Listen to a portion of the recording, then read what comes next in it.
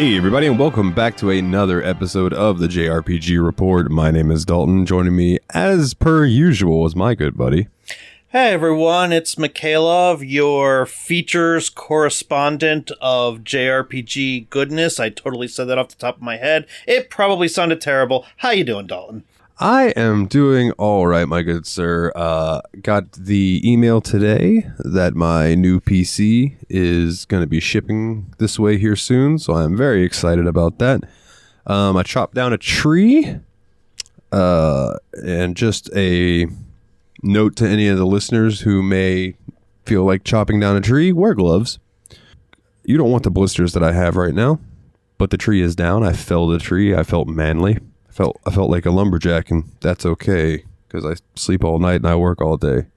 What he's not telling you is that the tree was actually a bush. No, it was a tree. It was a big dead tree. How big? It wasn't like, I mean, it was probably 20 feet, but maybe 15 feet. But big around. So it was the timber kind. Maybe about a basketball size width. Yeah. I definitely chopped it to one side really good, and then went and stood on the other side of it and started chopping at that side until it fell the way that I was first. Okay, so that was an actual factual tree. Yes. Okay. I will take a picture of it and show it to you if you do not believe me that it was a tree. I believe you. It's just we haven't done a report in a while. I gotta make fun of you a little bit. I know, man. News has been kind of scarce. I went scraping, and I did find enough for us to do one now. Hopefully things will pick back up. I don't remember when Tokyo Game Show is or if it already happened. I'm pretty sure we are at the lull before TGS. We probably should figure out when TGS is, though, huh? Yeah. But we'll figure that out. How have you been, my good sir? I've been hanging in there. I'm in the in-between where summer school has ended, but regular school hasn't started yet. So I've got a good 6 more days before professional development starts. So I've decided to take this week and just kind of get caught up on some things that I really wanted to do around the house. I made a trip to IKEA on Monday, and it's an audio podcast, but Dalton, you could see these, nice new pegboards behind me that I'm going to hang some stuff on. And what you can't see is that I'm trying to hang a whole bunch of amiibo. So I'm like 3D printing these like amiibo stands so that I could just hang them up on the wall and just kind of make a little bit of a better setup to the just shelf I had where they were all just crammed next to each other and gathering dust. Now they can be, prominently displayed on a wall collecting dust. So I like the aesthetic of it. Usually groups of holes like that are weird to me. But I like that, because it looks like there's plenty of room for you to hang whatever you're going to need to. You know what I'm saying? Like some of those times you get those boards, you're kind of worried because the dots are all, at least the ones that I have down here in Florida, the particle board ones that I see, the holes are always really close together. So it's like you got to find hooks that'll hook in there, right? Those look like they're well spaced. Like you'll have a lot of room to do what you need to do. Yeah, they're well spaced, and there's so many hooks and adapters and stuff that I could 3D print that is actually compatible with this specific type of pegboard. So I'm hoping in the end it'll look nice. I'm hoping that all my figures will fit on it. That's the big thing, but I think they will, because I basically have it going from like the whole length of the wall with just like a little space in between. So yeah, that'll look nice. Other than that, I'm playing a few games. A critically acclaimed MMO that you're probably aware of. Oh man, is that possibly Final Fantasy 14? Yeah. I want to say I'm about halfway through Dawn Trail right now. I know I've talked super hype on this show about how much I had been looking forward to Dawn Trail. And now that I'm playing Dawn Trail, I don't know. From everything I've heard from Guildies, it's good. There's some parts that's going to punch you in the feels, but it's very safe. Just FYI, before we go any further, I know you're hitting the mute button, but I still hear you. No, I know. I'm talking to you now. No, I know, but when you muted the mic before, like, you still came through. Oh, interesting. Okay, that's good to know.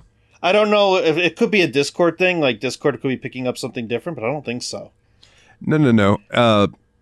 For a peek behind the curtain, my XLR setup now, I have to figure out how to mute on that because I don't know if my mic actually controls it anymore. Gotcha. And it's habit, too, but... Yeah, that and I can't hear myself in my headphones right now because normally I could. So, yeah, I can't tell that I'm not muted or what. Oh, so it's a good thing I said something. Yeah, I'll figure it out in post. Okay, no worries. we probably... you may not even hear this whole section, listeners. It might be edited out, but if it's not, yeah, you just got some behind the scenes. So, I'm going to let you in on a visual gag. So for the listeners, the most recent episode of the Steam Machine podcast was about Elden Ring, which is technically a JRPG. So if you guys should go listen to it, it was a good episode. We had a lot of fun. I'm the only one who beat it, and I beat it twice, including the DLC. So I was going to make a joke about that and say that I was the Elden Ring champion. But since I did it with boosting my stats before actually starting the game, like my base character, I called myself the dirtiest player in the game, like Ric Flair. And I felt I needed a championship that would, show that. So I went and got a replica of the World Heavyweight Championship from the WWE, the big gold belt. If you go and Google WCW or WWF, WWE, big gold belt, that's what I got. This thing is at least 10 pounds. Like, that looks heavy. It's pretty heavy. And when I handed this to my dad, and he goes, man, it's got some heft to it. I was like, right? I was like, now you understand when they hit each other in the head with these belts, it probably does hurt a little bit. It hurts, yeah. Even though I know it's staged, people. I know how it goes. But you still need to be trained and physically fit and take some punishment because even if it's staged, it hurts. So as being somebody who worked on a ring crew for a independent promotion near me, it was always very interesting to watch them put their matches together because they would talk about the spots they want to do and stuff. So they talk about it beforehand. Obviously, the ending is predetermined. But I put together that ring. It is steel beams, 2x4s, and then the smallest amount of padding you have ever seen, and then canvas. Like, it's basically like taking a bump onto... I mean, I think, honestly, falling onto carpet might be softer. Yeah. So... just keep that in mind. But yeah, so I'm the Elden Ring champion in our TSMP lore. Spoiler alert, he cheated. Yeah, I did. That's what I said. I'm the dirtiest player in the game, like Ric Flair. Kiss stealing, wheeling dealing, limousine riding, jet flying, son of a gun. To be fair, I probably would also cheat in that game because I cannot stand Souls-likes. And if I were to ever play that game, I would need some kind of advantage because I'm not good. Willie got good. I'm still not there. I did not use God mode, and I was proud of myself for that. But I did boost my stats. I used God mode in Half-Life. Yeah, that I don't blame you for. I think I did too. Yeah. Still those aged shooters. Yeah, well, that's because you need to get good. I haven't. I can't make fun of Willie anymore. I know you can't. No. It's oh, how the turns have tided. I was just going to say, oh, how the turntables. Because now I'm going to be on Steam Machine next week, and he's going to be making fun of me. And I have to just let him. Yeah, probably. Yeah, that's okay. At least he's not going to razz you about that one thing on air. He will off air.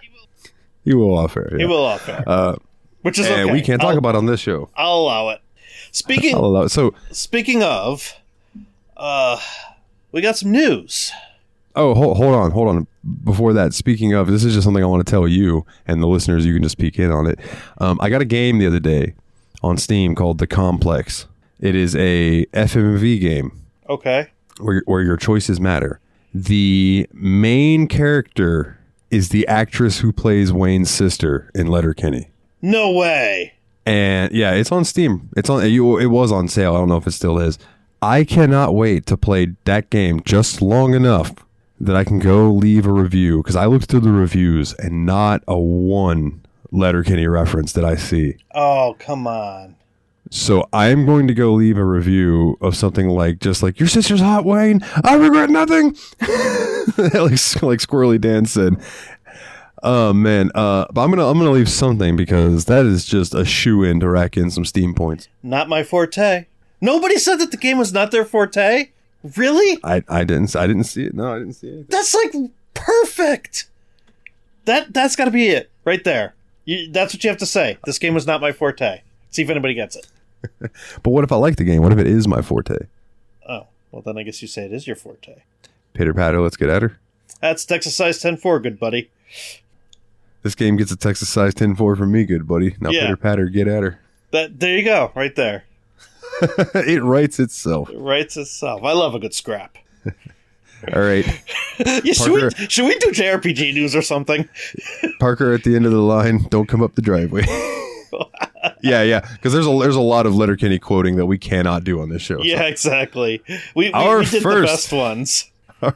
Our first news of the episode, Atlus has released a new trailer for Persona 3 Reload focusing on Metis, or Metis, I don't know how they're going to, it's probably Metis, a new character in the upcoming episode Aegis the Answer DLC that is a part of the paid Persona 3 Reload expansion pass. Just like the original Persona 3 FES title, she is introduced as Aegis' sister that is a central character in the party's adventure in the New Abyss of Time dungeon. The theurgy mechanic that is new to Persona 3 Reload will also be applied to Metis when she joins the party. Theurgy spells are essentially super moves that can be casted once the bar is filled up for a character. Episode Aegis the Answer can only be acquired by purchasing the separate paid Persona 3 Reload expansion pass that is not included with the more expensive digital deluxe edition, nor the premium digital edition of Persona 3 Reload. Atlus, what are you doing? You're being Atlus. Read the next sentence. The expansion pass is also available for free to Xbox Game Pass Ultimate subscribers. Okay, good for them. That's not terrible. That's something. It's not terrible, but it's also like, if I buy a digital premium edition, I want it to come with everything. Especially if it's $100. That's true. Because Persona 3 is $69.99 base. Which right now is on sale on Steam, by the way, for like 30-something bucks if anybody's interested. Or you could just play it on Game Pass. Or if you have Game Pass, you can do that as well. I was going to play it on Game Pass, and then I didn't. I still have Game Pass. I have Game Pass till February because I'm an idiot and I keep buying retro handhelds. And some of them come with like get a free month of Xbox Ultimate, get a free 3 months of Xbox Ultimate. So technically I've paid like much more than if I just paid for Xbox Ultimate, but I'm like basically paid up till February of next year and I don't use it. It's horrible. I tell you, I think I'm subscribed to Game Pass. I know I was at one point. If I am, I need to get rid of it because I never use it. I installed Persona 3 through Game Pass and then just gave up on it because I have this weird thing where games on Game Pass, I feel like I need to rush through them because I'm like, my Game Pass is going to end. What if I can't re-it up and then I don't have this game anymore? I would rather own the game myself. Or what if it gets taken off of Game Pass before you beat it? Now you're beholden to having to buy it on Xbox because that's where your save is. Yeah, and good luck navigating the Microsoft Store on PC. Although, to be fair, I was able to transfer my Xbox Game Pass Starfield save to Steam because I was playing the PC version, so it just kind of was just the save file is located here instead of here, so just take it, put it there, and it'll work. I'm like, okay. But I'm actually glad. Cool. I prefer having that game on Steam versus playing it on Game Pass. One thing I've looked into, because of all things, my TV has it, the NVIDIA GeForce streaming service that they have. Yeah, that's not bad. I haven't looked into the games or whatever, but apparently I can just hook a controller to my TV and then stream games on my TV, and it just plays the game on their end. I'm like, that's pretty cool. They have like a whole mess of specific computers that are just set up. I don't know, it's probably a massive server room somewhere. Because when you actually go to like pick a game, it'll tell you waiting for a computer to free up or something like that. So I literally think you're logging into some like random computer in NVIDIA headquarters, and they're just loading up the game. Because That's pretty cool, though. Their paid subscription tells you'll get like a 3060 or something like that. So that means they have like cheapo computers for the free people, and they have like gaming rigs for the paid people who want to run their stuff other than 1080p. Yeah, because I think like for free or the cheaper options, you can do 1080p gaming. Yeah. And then you have 4K, to, you got to pay for that. You have to pay for 4K. But again, I'd rather just buy the game. I have a couple of ways that I could local stream in my house to different TVs from my computer, so I just never have the need. Yeah. And by the time I'm laying in bed, usually I'm just ready to watch something instead of play something. Because if I'm going to play something, I'll just sit at my computer and play it. Right. It's all in the same room. So apparently though, like my students will, at least they would. They probably won't be able to now. They would use it to fire up Fortnite on the school computers. It's good. You can play Fortnite for free on GeForce. That's tremendous. Yeah. They kids will find a way. They find a way. Oh, I can't wait until next year, but that is a conversation for another show. So let's talk about Monster Hunter Wilds. Let's do it. So they a couple of new trailers for Monster Hunter Wilds provide a more detailed introduction to its systems as it's leading up to the 2025 release of the hotly anticipated action RPG. They cover its basic mechanics as well as provide greater insight into the new focus mode being introduced in this new Monster Hunter entry. Plus, the Greatsword trailer marks the beginning of the many weapon-focused trailers that will be coming in the near future. Monster Hunter Wilds... Go ahead. Just real quick, by the way, I've been trying to retweet all of the weapon trailers that they've been doing. There's been a bunch. But when I see them, I do try to retweet them. So if you're interested in those, JRPG Report on Twitter or X, whatever it is, they are there. So this is coming in 2025 worldwide simultaneously. It's also going to have crossplay, which I think is a first for any Monster Hunter. Go ahead. I was just going to say, and the main reason that I had pulled this article was mainly to, pardon the pun, focus on the focus modes area, because that's the new mechanic. So I was curious as to what that was. And also, this is not going to be on Switch. Good. Yeah, because listen, we played Monster Hunter World for Steam Machine, and that still holds up today. Like, I like that game better than Rise. Rise came out for the Nintendo Switch, and they just made some really weird decisions. And so I'm kind of glad that they're going back to this more realistic looking, high graphical fidelity, I don't know what to call it, pattern, technique, whatever. Aesthetic, thank you. I love, just by looking at the thumbnail for the basic mechanic trailer, that like it's a combination. The characters, they look human. Like, they look very human. Yeah. But also, like, there's this combination of cloth and leather and metal in the armor that is much more my speed than the heavy armor stuff that's typically in a Monster Hunter game. Like, even in Final Fantasy XIV, like, I will try to take all my armored classes and I will try to make them look somewhat like a little bit clothy.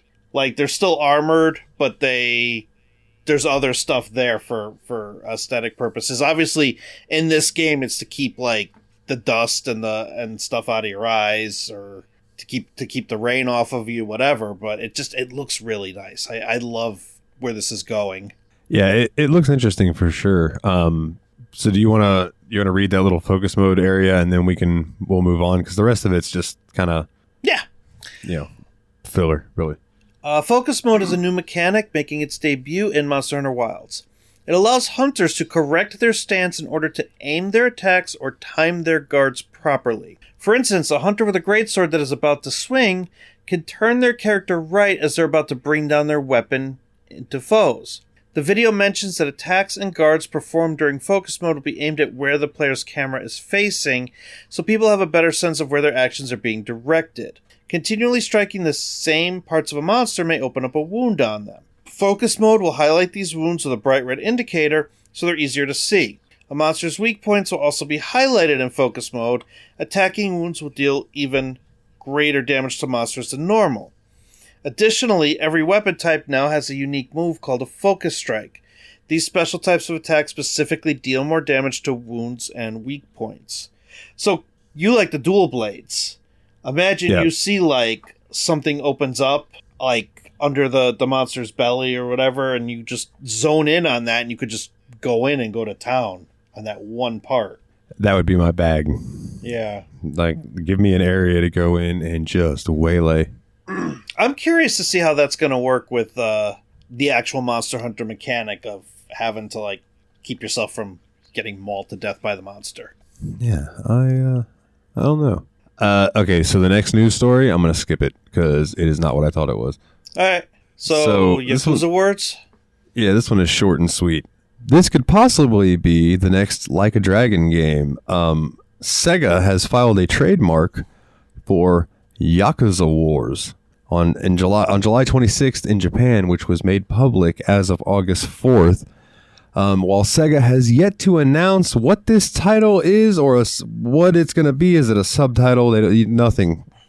It could very much be related to an upcoming Like a Dragon game, as the Like a Dragon series was previously known as Yakuza in the West.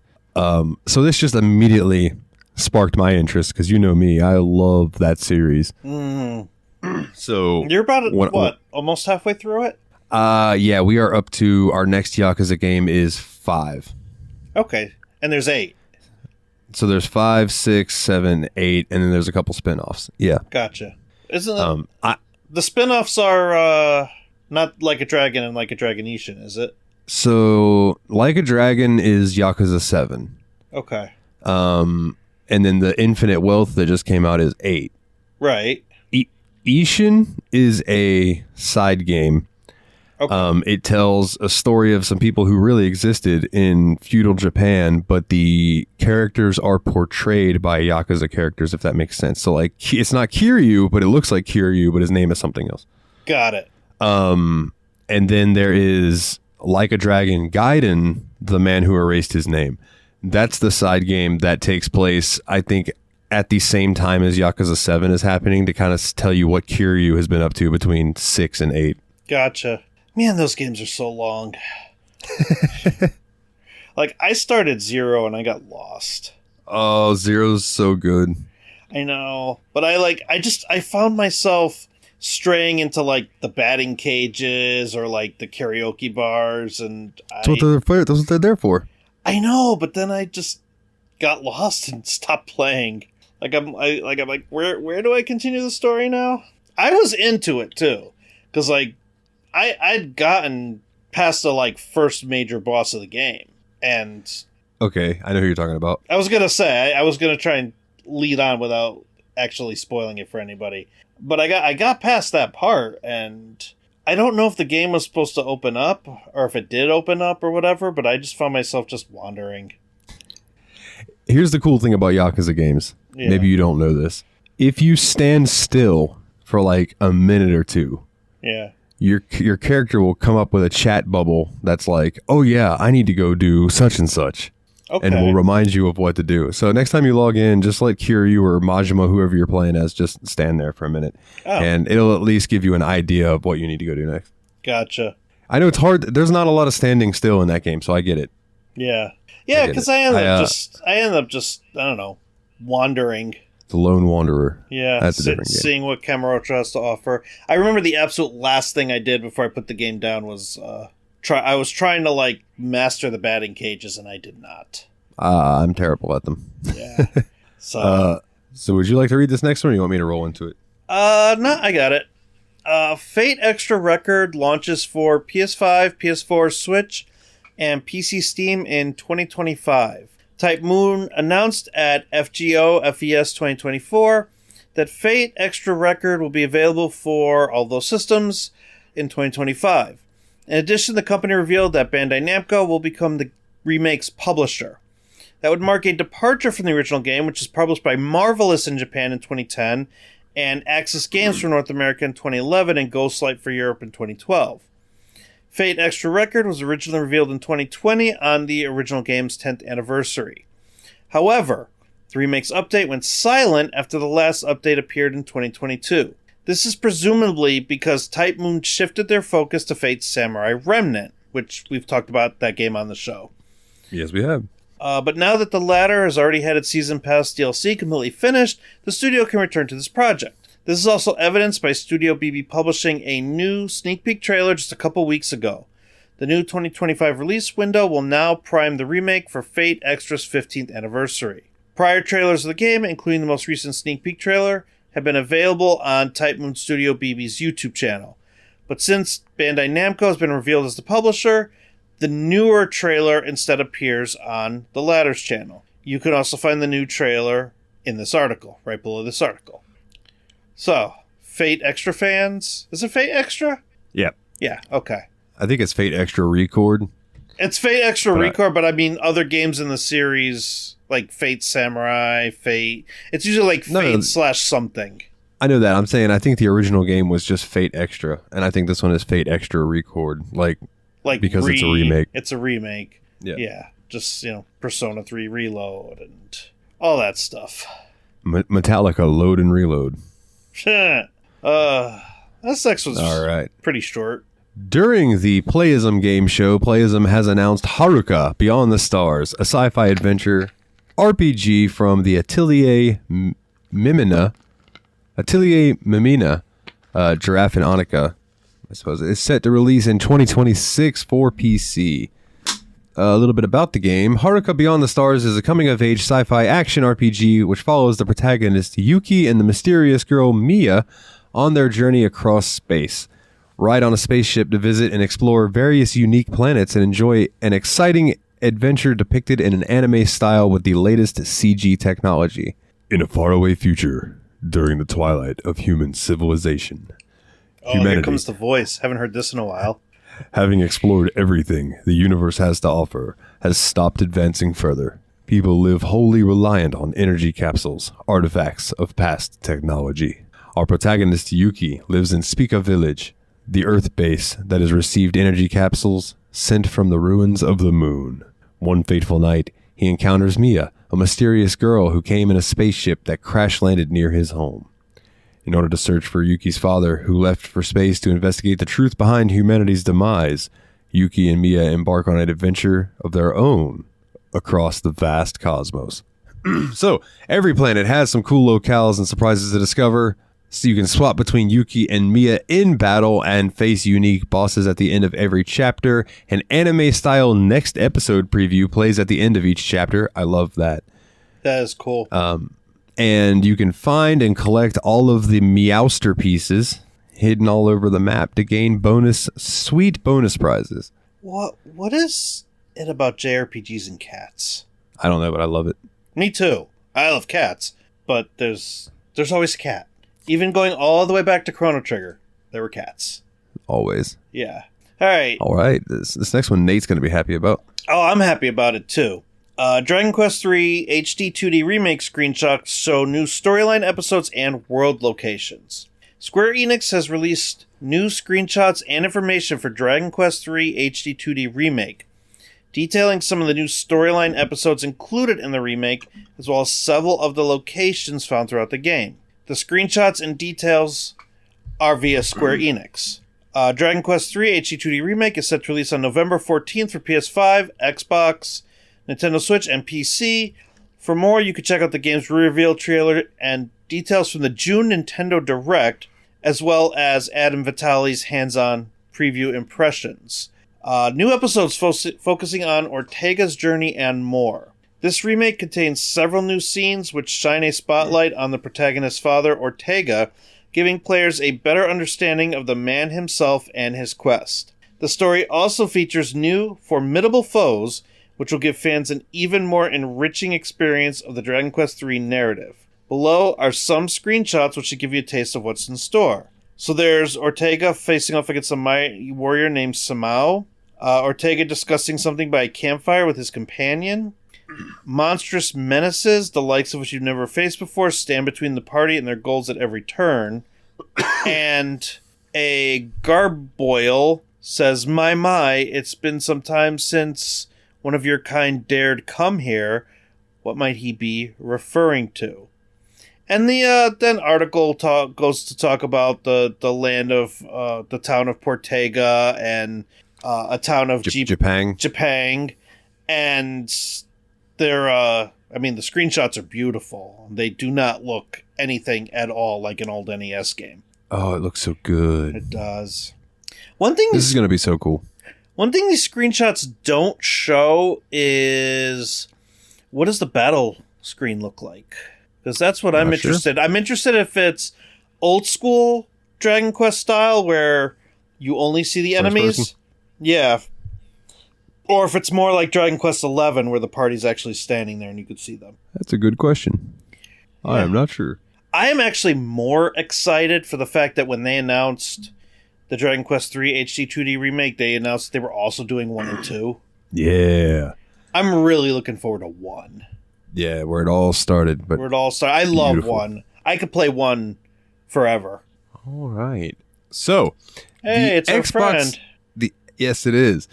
The Xbox Series version of action RPG Neptunia Game Maker R Evolution will launch in October. Publisher Idea Factory International has announced it will be available both physically and digitally in the West. A little overview of the game. In a world of powerful rival game makers, within the game maker world, in order to acquire shares, game makers have started to wage a battle for supremacy. And so, a new game maker steps into the fray, attempting to endure the battle for survival in game industry. So, some of the key features from the game, you play as the main protag, older Neptune, and grow a previously defunct gaming studio to success. Building a game studio requires a strong developers, cutting-edge video games, and the expansion of your market. Choose wisely and become the biggest game studio of the year. Boost your party stats with the help of creating games through disc development and choose creators to work on your next hit game. Ride through dungeons and game industry and sell your games on your trusty purple motorcycle. Older Nep can also challenge pesky enemies for pinks, aka special rewards, or test your racing skills through time trials. Supervise a party of 4 to lead your company to the top, but there may be other game studios ready to take you down. With a revamped battle system, chained attacks, and transformative specials, Older Nep and friends are ready for victory. Am I the only weird one that actually likes older Nep as opposed to younger Nep? No, I love older Neptune. I don't know, there's something about her. She still has the, wit of younger Nep, but she's got some more experience and she seems a little bit more seasoned. Yeah, I agree with that. Yeah. She's a lot more like her transformation form. Yeah, exactly. That's another game I need to finish.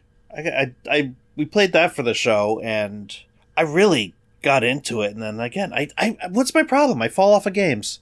Hey, new shiny game comes out, takes away from old game. I get it, dude. Yeah, but as long as we're on the Nep train, Idea Factory and Compile Heart announced that they have released Hyperdimension Neptunia Rebirth 2 Sisters Generation and Hyperdimension Neptunia Rebirth 3 V Generation for the PS4 digitally in Japan. These releases also mean that the whole Rebirth Remake trilogy is now available on the PS4, albeit still only in Japan. For the record, both titles originally appeared on the PS3.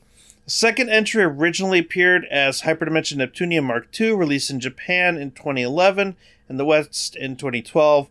Well, the third game first appeared as Hyperdimension Neptunia Victory in Japan in 2012 and the West in 2013. Compile Heart later remade these games into Rebirth 2 and 3 respectively, which appeared first for PlayStation Vita in Japan in 2014. Real quick. Yeah. They remade those games because people said that they were too slow and too hard, basically, from what I remember, right? Right. I think it's Neptunia Mark II. I don't know if the remake has it, but apparently it had one of the darkest endings ever. Oh, wow. That you could get. That was like the bad ending or whatever. And most people got the bad ending because the game was hard. And they ended up remaking it. And I think, yeah, so this fun fact. Yeah. It took 12 to 13 years since the original PS3 releases and 10 years since the first remake releases on the PS Vita for both games to be playable natively on the PS4 and PS5 via backwards compatibility, since the newer PlayStation consoles do not support backwards compatibility for PS3 games. However, PS4 versions are still only available in Japanese as of these releases. Although the new Japanese press release did not make any mention of this, the whole Neptunia Rebirth trilogy is also available on PC via Steam. The PC versions are also the only ones with English subtitle support to date. Idea Factory International originally planned to release the Switch versions of the Rebirth trilogy in the West last May, around the same time as Japan, but while the Japanese Switch ports did get released on time, the company postponed the Western releases, and they still have yet to confirm the new release dates even after releasing Japanese PS4 ports today. PC Master Race! So, I'll take this next one because I'm a little upset about it. Okay. Final Fantasy 1-6 Pixel Remaster Collection wide retail release for PS4, Switch, launches October 8th in the West, available via Square Enix store and retailers. Before you get into this, I want to say there's been some advertising in Japan that I saw pictures of on Twitter from over in Shinjuku, I think is how you say it, in Japan, in one of the train stations. And you know how they have the LED walls and stuff down there? It's all Final Fantasy characters, and like the opening scene from Final Fantasy VI of them walking with the mechs and stuff like that. Like it's all of that. That's the advertisement, and I'm like, that is so cool. Why don't we have cool stuff like that in America? Continue.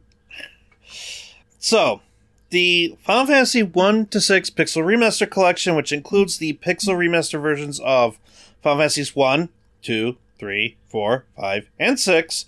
As a wide retail release for PS4 and Switch on October 8th in North America and Europe. It will be available via the Square Enix store and retails for $74.99. Yeesh. Final Fantasy, and this is what made me mad. Final Fantasy 1-6 Pixel Remaster Collection was previously a limited-only release in the West, selling out almost immediately following its announcement. Okay, hold on.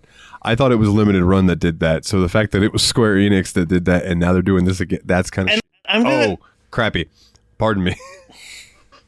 Editing time! I don't know. Are you allowed one? Everybody gets one. You're allowed one, I think. I think people agree that that's kind of an underhanded tactic by them. And I was alerted the moment this went live. And I went on. And I got error messaged. And then it was gone. I could still buy the PS4 version. I didn't want the PS4 version. Because these games are not... They're really meant to be played portably. So out of spite, I bought them all on Steam. And I was playing them on the Steam Deck. And then, eventually, I want to say maybe a couple months later, they started showing up on Play Asia. Oh, okay. And so this is the... I want to say... It's not international. I don't know what it is. Because it doesn't have any rating on it. Like, normally there's like an ESRB rating or something. Yeah. But, like, it's all in English. Like, the back's in English. Like, it's got a pretty cool insert. Where it's got all the different characters from all the different Final Fantasies. I don't know. But you already have it, though. Or you're saying when you originally... I'm mad because I didn't get it. I couldn't get it when they first released it. I imported it. And now it's coming out anyways. Okay. So, I'm sorry. When you first were saying that, I thought you were saying that you tried to get it this time and it is already sold out. And I was like, wow. No. We're going back to whenever they posted it. And I'm going to tell you, Square Enix's storefront is butt. Oh, yeah. I mean, I've had to deal with that for years. Yeah. I can't wait till I eventually talk you into trying out Final Fantasy 11 and you have to navigate Play Online. You think Mog Station's complicated? I thought Play Online didn't even exist anymore. No, Play Online is still around. You have to go through Play Online to play Final Fantasy 11. And it is pretty much the same as it looked in like 2006. So, from what I understand, and I don't want to go off on too much of a tangent, there's a lot of Final Fantasy 11 references in Dawn Trail. Oh, wonderful. I look forward to it then. Yeah, I think you're going to pick up on them right from the beginning.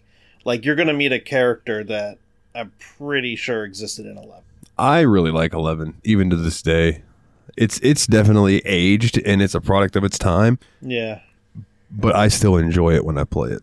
So, does 11 play, like, more similar to original 14? Like before Yoshi P came in and fixed it? Yeah, I never played original 14, but I think so. So 11's like you have your weapons and you run up to an enemy and you just attack them. And as you're attacking them, and it's an auto attack, you just like roll, your TP goes up. Yeah. And when it gets to a certain number, then you can use a weapon skill. Okay. Interesting. So it's not the button mashy stuff that is 14. It's a lot slower. It's a lot slower paced. Yeah. Way slower paced. And I also heard you can like go through the majority of that game solo now. Yeah, because they have. So you know how in 14 you can have like the people who you can run dungeons with. Yeah. So 11 it basically has things like that, but you go and you do quests and stuff to get, or you can buy with currencies these items that you can use to then summon in a person. So 11 was a lot of posting in chat, finding people who wanted to get a party together, and then you as a party would go to a certain zone and find an area to camp, and you would sit there and fight. There were no like dungeons. I mean, there were, but there weren't. You know what I mean? Got it. So now you can summon a party basically of NPCs. And last time I was playing, I was doing my best to get all Gaka, or which you would know as Rogadin. And I have all but one that is like, I just need one that's a healer, and I think there's one available, so I'll figure it out. Is that why your 14 character is named Galka? Yes. Savage Galka is because I looked at the naming scheme for Rogadin, and I was like, okay, so their name is like Big Iron. Yeah. Or like Green Deer. Hoary Boulder or something like that, yeah. Yeah, so it's like description, noun. So I was like, I'll reference Gawkas because that's what they're meant. So yeah, Savage Gawka. I like it. And that's where I came up with it. Didn't you like Fantasia yourself to not be a rogue anymore though? Yes, I'm a human right now. You're a human right now, but you're still Savage Gawka. I will always be Savage Gawka. I was just talking to Anastasia the other night about how I kind of miss being a rogue. Gotcha. So you might. I think there is a quest, I think, somewhere in the beginning of Dawn Trail that gets you a free Fantasia. I haven't done it yet, but I think there is a quest out there, yeah. Because that was one big thing with Dawn Trail, because with the graphical improvements, they said that your character might not look 100% like you wanted to, so he just basically said, we're going to give everybody a free Fantasia. Oh, well, that's cool. So, I think I still have post-content from Dawnbreaker, or whatever it was called. Shadowbringers, or Endwalker? Endwalker. Gotcha. God, I love I called Dawn Trail Dawnbreaker the other day, and I was like, oh, never mind, that's a sword in Skyrim. It is a sword in Skyrim. It's a great sword in Skyrim. I used to. That's not the one where that like glowed, right? Yeah. I love that sword. Every opportunity I could. All right. Anyway, sorry viewers. That we call that the Talking Heads segment. All right. So this next one I'm also going to skip because I realize that is not a Japanese game or an Eastern game in the slightest. So. I don't know if this one is, but it's retro enough and it looks like it. So, Paper Sword Games has announced Save Seeker, a new time-traveling turn-based RPG. It is releasing for PC via Steam in 2025. Players must stop a hero from destroying the world he saved with his daughter, Immer Edetta. That's an interesting sentence. Players must stop a hero from destroying the world he saved with his daughter. Okay, I did read that right. All right. The story of Save Seeker begins just as the hero Murray has ended his successful journey in defeating all of his villains. He wants to create a new world by getting rid of magic altogether, no matter what. But Murray would be destroying the current world in the process of doing so. Deeply troubled by his decision, his dragon toy sidekick, Tippleton, turns to the only person who has a shot at stopping him, his daughter. Players control her as she revisits the lands that her dad traveled to overwrite his save points if she's ever in danger. And Immer has the power to jump back in time to the nearest save stop. Immer can't undertake this journey alone, though. She gradually recruits the enemy bosses that her father previously defeated into her own party. That was the part that I thought was cool. So yeah, some key features. Embark on the epic quest. Start at the end and explore a rich narrative as Immer attempts to stop her father from using his powers for nefarious purposes. 5 ex-bosses await Immer, each with their own powerful abilities and stories to tell. Use Immer's unique time-traveling ability to gain an edge over your foes with a variety of tactics at your fingertips for every battle, and play mini-games to unlock special equipment and hidden lore. So PC and Mac players, look out for this in 2025. You can wishlist it now.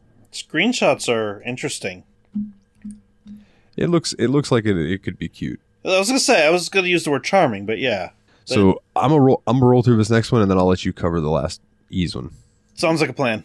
All right. So Neopol and Nexon unveiled a brand new look at the first Berserker, Kazan, as they unleashed the first 15 minutes of gameplay. And I watched this. It is a Souls-like game, and it looks pretty sweet. It announces that the first breaker, Kazan, is launching for 2025 for the PlayStation 5, Xbox Series X and S, and PC via Steam. Another trailer, called Unveil the Universe, has several developers giving a behind-the-scenes look at the game's background, lore, and development. Throughout the 15 minutes of gameplay, people witness a broken and battered Kazan healed by a mysterious entity known as the Blade Phantom. Kazan travels through snowy landscapes at this beginning portion of the game, fighting any enemies that come across his path. He encounters more powerful enemies in a cavern where players must carefully block, evade, and parry incoming strikes to survive. The 15 minutes of gameplay ends with a climactic boss battle against a huge, vicious monster covered in fur and spikes. In Unveil the Universe, the developer diary, lead narrative designer Kim Hyun-rae remarks how the world for the first Berserker, Kazan, is reminiscent of medieval Europe. He details the premise of how the Emperor of Pelos Empire betrayed Kazan and Ozma due to his jealousy of how people admired them because of their accomplishments. Lead combat designer Lee Won-tai describes Kazan's battle system as one of strength and decisiveness by overwhelming foes with his sheer power. He says that people will obtain different types of weapons throughout the game, and they will all play differently. Other developers touch on various aspects of the first Berserker Kazan through the rest of the video. If you would like to check these out, I did retweet this, I believe. But yeah, this game looks pretty sweet. If you're into these Soul-style games, this is definitely one to look out for. Mikhailov, I know you are not, which is why I said that I would read that one. I am not, but the character looks cool. It does look cool, for sure. You know what I am into? Some Ys and Adol Christians. I love me some Ys and Adol Christians. So I was originally going to, after finishing Ys 8, I was going to play Oath and Felghana because I wanted to see Doji's hometown. But then I found out that this was coming out. And so what I'm looking at right now is basically a storefront for Marvelous's website for Ys memoir, The Oath and Felghana Refined Edition. It's coming out in early 2025, and it reads as follows. Excuse me. When red-headed thrill-seeker Adol Christian and his eternal blue-haired companion Doji make an unannounced visit to Doji's homeland of Felghana after an 8-year absence, it quickly becomes apparent that things have changed dramatically. Hordes of violent monsters roam the outskirts of town, a long-dormant volcano has suddenly sprung back to life, and the new lord of the land has become mercilessly, and inexplicably... I made words happen. Inexplicably extorting... now words aren't happening. Money from his long-suffering citizens. While Doji seeks out his former combat master for answers, Adol tends to the townsfolk and finds himself embroiled in a world of political conspiracies, ancient legacies, and unthinkable taboos. I read over that really quickly and thought that said unthinkable tattoos. And I was like, what on earth? What? See, now I want to know what the unthinkable taboos are. No, gotta wait till next. Well, I could play Oath of Felghana, but no, I actually pre-ordered the Switch version of the limited edition because it was priced at $59.99, which is the cost of a game these days anyway. Yeah. So what it comes with is the game itself, a 4-postcard set, a microfiber cloth, a soundtrack CD, and an acrylic keychain diorama set. And one of the keychains is of Adol, and it's kind of cute.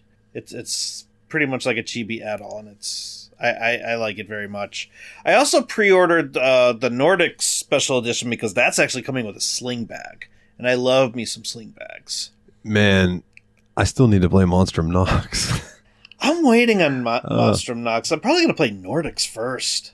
Yeah, I might end up playing Nordics first as well. I do want to say to you while I'm thinking about it that I have loaded up Felghana before. Yeah. And at least the one that I have on Steam that's available now, it gives me Trails in the Sky vibes era graphics. Right. It's before the modern update. It's basically the Ys games that were top down for a while. Yeah. Except for Ys 3 Wanderers from Ys, which is basically Ultim Felghana. That one was a side-scrolling platformer. Yeah, they made an odd choice with that one, but apparently it was still decent. It was fantastic. I have a copy of the original Super Nintendo one somewhere around here, just because I used to love that game. I'm pretty sure I cheesed my way through that game too. Talking about cheating, I think there's like a section where if you set a controller to turbo mode, like a third-party controller to turbo mode, and you just have it automatically press the B button, these bees will just fly over your head, and you'll just keep attacking them, and you could basically get to max level, like, through, like, you go eat dinner and you come back in your max level. I used to do that all the time. That's tremendous. And with that, my good sir, it brings us to the end of the podcast. So let's run through the house cleaning and get up on out of here. If you want to check us out over on Facebook, which I try to be active on there, but I'm terrible at it, facebook.com/JRPG Report. You want to check us out over on Twitter. I'm much more active over there as far as the show goes, at JRPG Report. You want to help support the show, which would mean the world to me, patreon.com/JRPG Report. And you can get your name read on each and every episode like these wonderful people right here. Jake W., Jordan K., Kularian, MasterLoot, Kana, and Dustin Eckert. Thank you very, very much. Also, shout out to the Steam Machine podcast, the other podcast that I am a part of. The most recent episode was on Elden Ring, and our next episode is going to be on Katamari Damacy Reroll. So it's been some Japanese goodness going on over there here recently. And yeah, man, go ahead and plug your stuff, my good sir. Let's get on out of here. You can find me on YouTube at Team Retrogue, and everything else pretty much you can get from there. So Team Retrogue on YouTube, and you can see the goings on in Mikhailov's world. Yes. Until next time, everyone, do me and Mikhailov a favor. Get back out there and level up. And don't get eaten by vampires like Dalton just did.